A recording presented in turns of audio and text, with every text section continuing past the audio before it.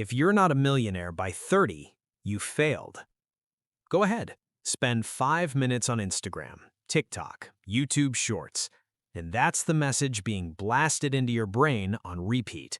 Some 24-year-old in a rented Lamborghini is casually explaining how he made it, while you're sitting there wondering why your bank account looks like a participation trophy. But here's a number nobody's posting about: 1.4%. That's the percentage of U.S. households under 30 with a net worth of $1 million or more. 1.4%. And the median net worth for someone under 35? Around $39,000. Let that sink in. Not $390,000, not $139,000, $39,000. That's barely enough for a used car and a down payment on regret. So imagine this. You're 28 years old. You did everything right. You went to college, got the degree, landed the entry-level job. You're paying rent, keeping up with your car payment, chipping away at student loans. In your savings? Maybe a few $1,000s if you've had a good year and didn't get hit with an unexpected expense. But your phone keeps showing you people your age who've apparently already won. And you start to wonder, am I doing something wrong? Is the system broken? Or is this just math? Here's the truth. It's a little bit of all three. Today, we're going to break down exactly why most people fail to hit $1 million before 30. We're going to look at the actual math nobody wants to show you, the psychological traps that keep ordinary people stuck, and what the rare few who actually pull it off do differently. And I'll warn you now, the biggest reason people fail isn't income. It's not the economy. It's not even bad luck. It's something a lot more uncomfortable than that. But before we get there, we need to destroy the fantasy first. Let me ask you something simple. How much would you actually need to save every single year to hit $1 million by the time you're 30? Go on, take a guess. Most people say something like, I don't know, maybe $50,000 a year? And that sounds reasonable. Ambitious, sure, but reasonable. Here's the actual number. If you start at 22, you have 8 years. Even if you're aggressive and earn 10% annual return, roughly the historical average for the S&P 500, you'd need somewhere between $80,000 and $100,000 per year, every single year. That means earning at least $120,000 to $150,000 annually and saving over 70% of your income while living on the rest. Now think about that. Rent, food, insurance, gas, life. Starting at 25, even worse. Now you've cut your runway to 5 years, and the math gets brutal, fast. Now go back to that median net worth stat. $39,000 for people under 35. Most people aren't at 10% of the goal. They're not even in the same zip code as the goal. And this isn't because people are lazy or stupid. It's because we are genuinely terrible at understanding how compounding actually works in real time. We hear compound interest is the 8th wonder of the world, and we picture money doubling every year like some kind of financial magic trick. It doesn't work like that, not early on. In the first few years, compounding is barely noticeable. It's like planting a tree. Year 1, year 2, year 3, you're staring at a stick in the dirt. The explosive growth comes later, but we expect to see a forest by year 5. And when we don't, we either give up or we assume the game is rigged. Hustle culture doesn't help. Every podcast, every motivational reel makes it sound like if you just wanted badly enough. Wake up at 5 a.m., drink your green smoothie, journal harder. The money will come. The math, though? The math doesn't care about your morning routine. Here's the bottom line. Hitting $1 million before 30 isn't impossible, but it requires either extreme income, an extreme savings rate, or both, sustained, for years. And most people have neither the income ceiling nor the savings ceiling to pull it off. That's not an insult. That's just where the data lands. But here's the thing. Even people who do earn good money, often don't make it. And income isn't the biggest anchor pulling them down. The real weight dragging people under is debt. Meet Alex, 27 years old, software engineer, pulling in $80,000 a year. On paper, Alex is doing well, better than most of his college friends, honestly. But here's what the LinkedIn profile doesn't show: $30,000 in student loan debt, a monthly payment somewhere between $400 and $600, and interest quietly, relentlessly compounding against him every single month. Every dollar Alex sends to that loan is a dollar working in reverse. It's a dollar working in reverse. And Alex isn't usual. The average college graduate leaves school with $28,000 to $30,000 in student debt, and collectively, millennials and Gen Z owe $1 trillion in student loans. Read that again. $1 trillion with a T. People like to frame this as a personal responsibility issue, like an entire generation just made bad decisions and now they're whining about it. But this isn't about blame, it's about structure. The system was built this way. You were told at 17 or 18 that college was non-negotiable, that debt was just a investment in yourself, that the salary on the other end would make it all worth it. And then the job market changed. Salaries didn't keep pace. And here we are. But here's the psychological layer nobody talks about enough. Debt doesn't just drain your bank account, it changes how you think. When you're carrying significant debt, you become risk-averse. You choose the safe, stable job over the higher upside opportunity. You delay investing because I should pay this off first. You play not to lose instead of playing to win. And playing not to lose in your 20s, when risk tolerance and time horizon are your biggest advantages, is one of the most expensive financial decisions you can make. Your 20s are the best compounding years of your life. Time is literally your most valuable asset, and most people spend those years financially treading water, paying off yesterday instead of building tomorrow. Income looks good on paper, but net worth grows from what you keep. Debt slows the snowball before it has a chance to form. And just when you think you've got the debt thing figured out, maybe you got the raise, the promotion, the bump, the next trap is already waiting. And even the people who do earn good money often don't make it. And income isn't the biggest anchor pulling them down. The real weight dragging people under is debt. Let's talk about Sarah, 29 years old, just got promoted. Her income jumps from $60,000 to $90,000. That's a $30,000 raise. Amazing, right? She worked for that. She earned it. She deserves to celebrate. So she does. New apartment, because the old one doesn't match where she is in life anymore. New car, because she's putting in the hours and deserves the commute upgrade. Vacations, better restaurants, more subscriptions. A gym she'll go to 4 times before forgetting the password. 12 months later, her savings rate is almost zero. This is lifestyle inflation, and it's the most socially acceptable form of financial self-sabotage in existence. Here's how it works. Income rises, expenses rise even faster.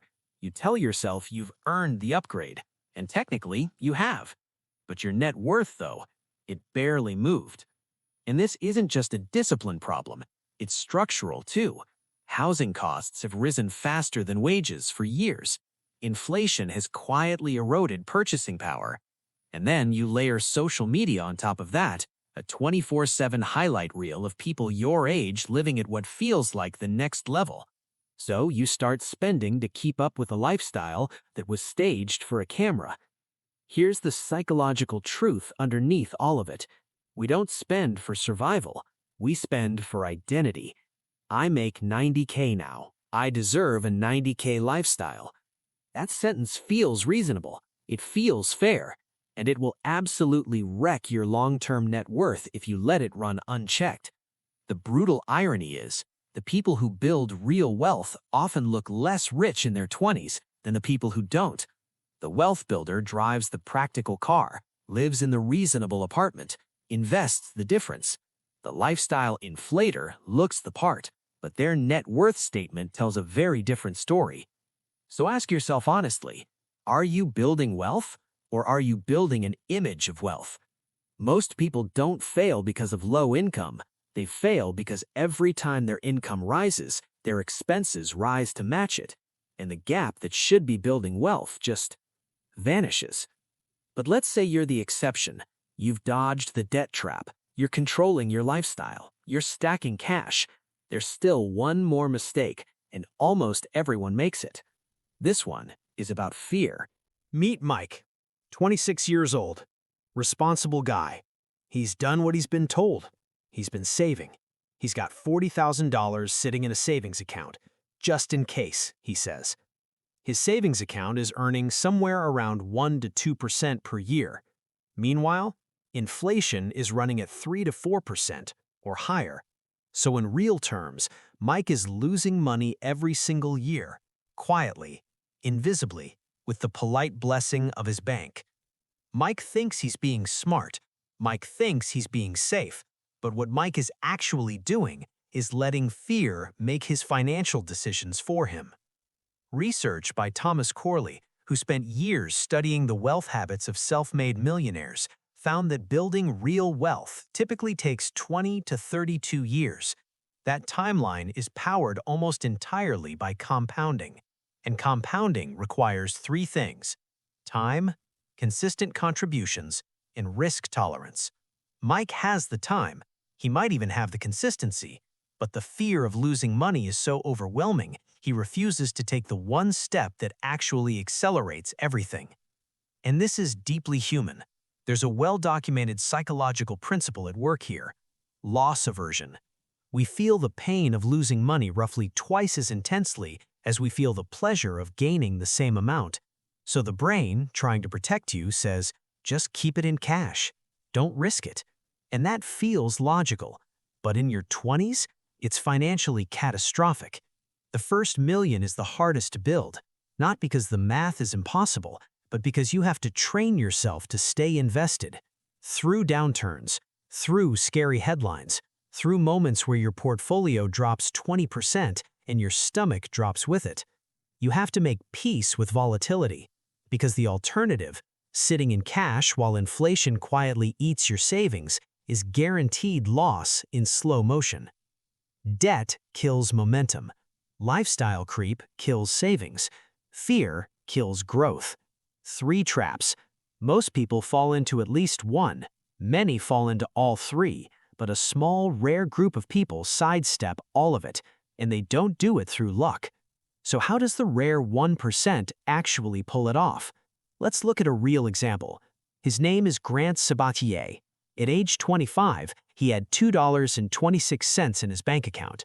Not $2,260, not $22,600, $2.26. By the time he was 30, he had crossed the $1 million mark.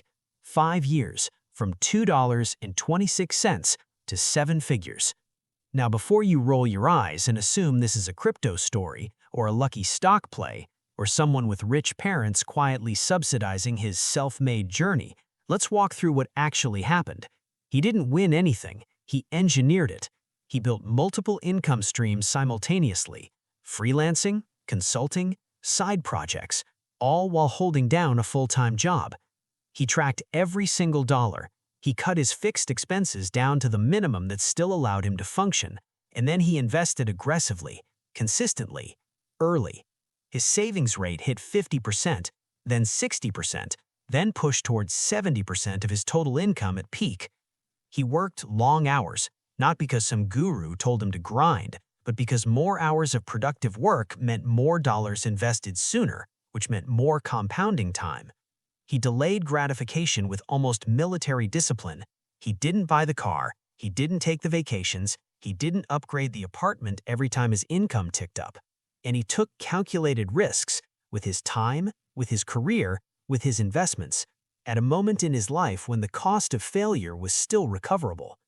Is this normal? Absolutely not. Most people won't sacrifice their 20s at that level. Most people won't sustain that intensity for 5 consecutive years. Most people won't tolerate that level of social friction, telling friends you can't go out, driving the old car, living in the modest apartment while everyone around you appears to be doing well. But here's the core psychological difference. He was optimizing for net worth, not comfort, not appearance, not the feeling of being successful right now. He was building optionality for his 30s by compressing sacrifice into his 20s. Most people do the opposite. They optimize for comfort in their 20s and wonder why freedom feels so far away in their 30s and 40s. So let me ask you something real.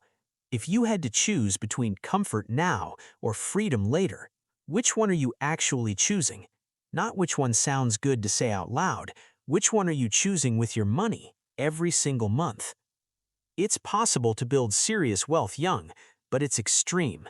It demands more than motivation. It demands a full restructuring of your financial identity. So if $1 million by 30 is out of reach for most people, what should you actually be aiming for? Here's the reframe that might actually change your trajectory. Stop asking, am I on pace for $1 million by 30? Start asking, did my income grow this year? Is my savings rate 30% or higher? Am I investing consistently? Am I building skills that make me worth more?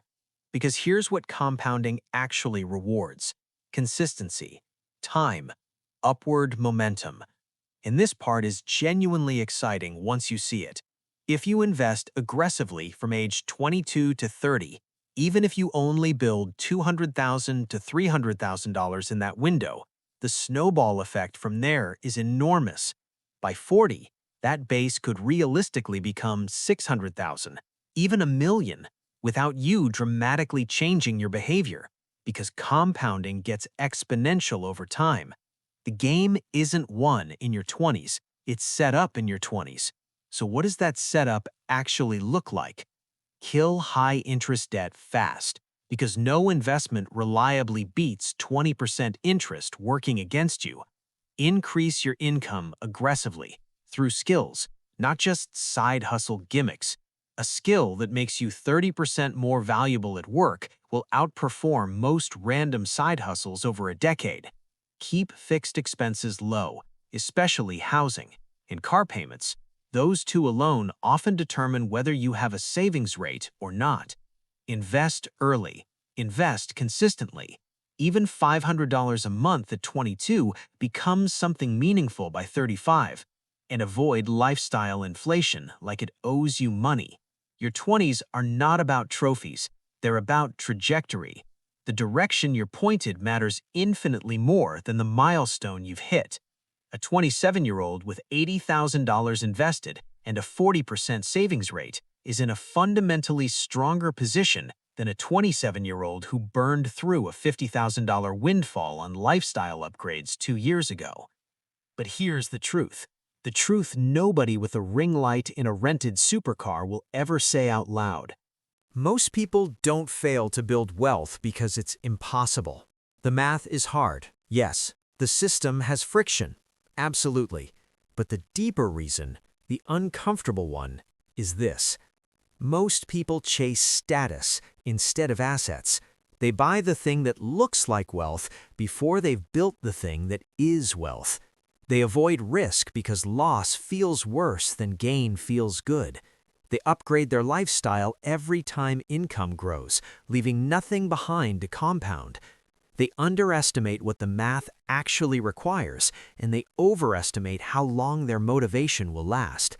And then they spend a decade wondering why they're not further ahead. You don't need $1 million by 30. What you actually need is discipline. The kind that holds when nobody's watching. Direction, a financial strategy driven by math, not emotion. And delayed gratification, the ability to let the boring, consistent, unglamorous work of investing compound quietly in the background while everyone else is busy looking rich on social media. Because wealth isn't built in viral moments. It's not built in one great trade, one big year, one brilliant idea. It's built in the boring middle, the monthly investment, the held expense, the skipped upgrade, the extra income that goes straight to the brokerage instead of the lifestyle. So when you're 40, which story do you want to tell? I looked rich at 28. Or, I became free at 38.